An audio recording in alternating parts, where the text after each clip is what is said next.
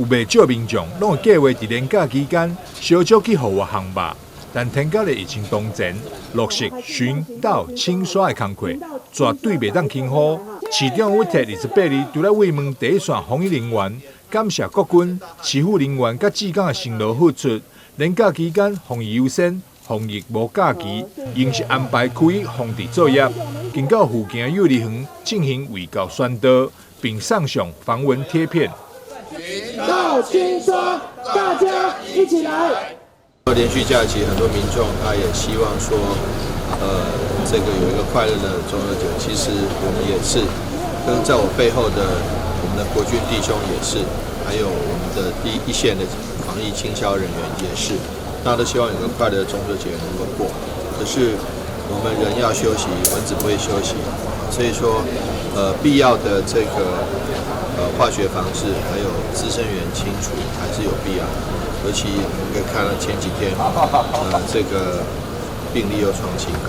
所以说我们要特别的小心。那我们尽量做到对民众的过节的活动，影响最小的方式来做有效的清消。那因此呢，我们会把这个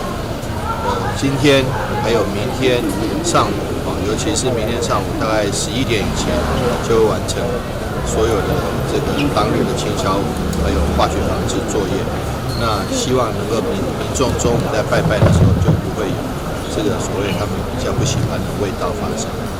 那请也拜托我们的民众，我们的好朋友能够大家能够相忍为防疫。应该大家只要想想看，背后的国军弟兄在这么热的天气穿得全身密不透风，其实他们这个心里面是压力也很大，而且生理上的负担也是非常大。